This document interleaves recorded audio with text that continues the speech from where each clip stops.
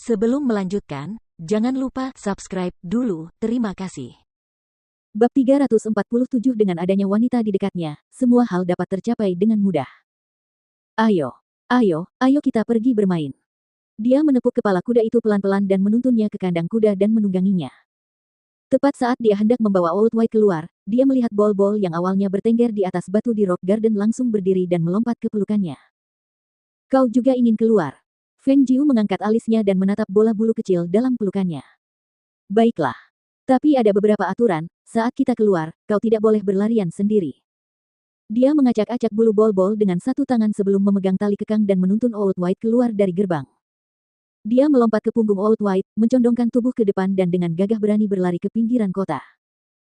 Karena hari sudah hampir malam, Feng Jiu tidak keluar terlalu lama.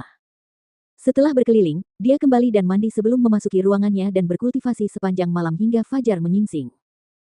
Setelah mandi, dia menuju ke halaman ayahnya dan ketika dia masuk, dia melihat sekilas ke sekelilingnya. Ketika dia melihat bahwa beberapa pengawal Feng semuanya ada di sana, dia tersenyum puas dan mengucapkan beberapa patah kata kepada Leng Xuang yang berdiri di belakangnya sebelum masuk ke dalam ruangan. Nyonya. Leng Hua segera berdiri dan menyambutnya ketika melihatnya masuk. Baiklah. Dia menanggapi dan berjalan ke sisi tempat tidur dengan senyum lebar tersungging di wajahnya. Ayah, bagaimana perasaanmu hari ini? Semuanya baik-baik saja, hanya saja dadaku masih terasa sakit setiap kali aku menarik napas dalam-dalam. Setelah kejadian ini, Feng Xiao telah kehilangan banyak berat badan. Coba aku lihat. Dia duduk di samping tempat tidur dan membuka bajunya untuk memeriksa luka di sekitar dadanya. Dia kemudian memeriksa denyut nadinya dan baru setelah beberapa saat dia berbicara.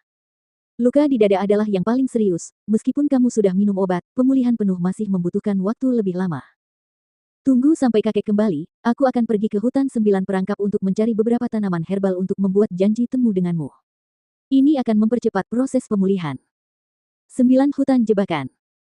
Feng Xiao tertegun dan menggelengkan kepalanya dengan sungguh-sungguh, tidak boleh. Tempat itu terlalu berbahaya, bagaimana mungkin seorang gadis pergi ke tempat seperti itu? Jika ada yang membutuhkan ramuan herbal, kita bisa membelinya. Tidak perlu mengambil risiko seperti itu. Jangan khawatir, tidak akan terjadi apa-apa.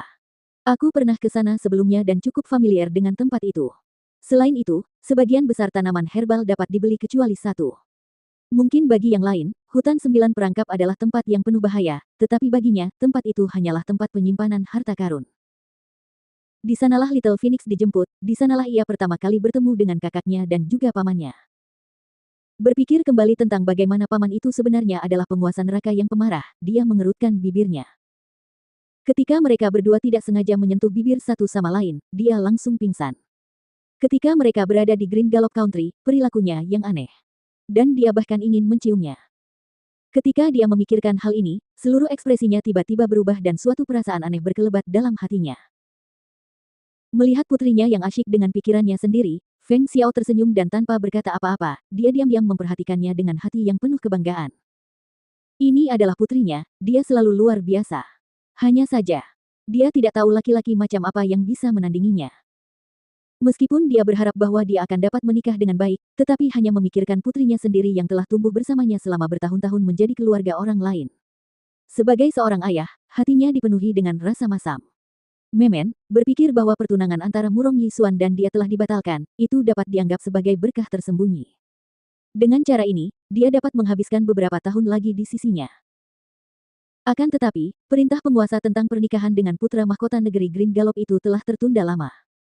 Meskipun mereka telah menyatakan ketidakpuasan mereka, dia benar-benar tidak tahu bagaimana keadaan akan terungkap. Pikiran ini membuat hatinya dipenuhi kekhawatiran.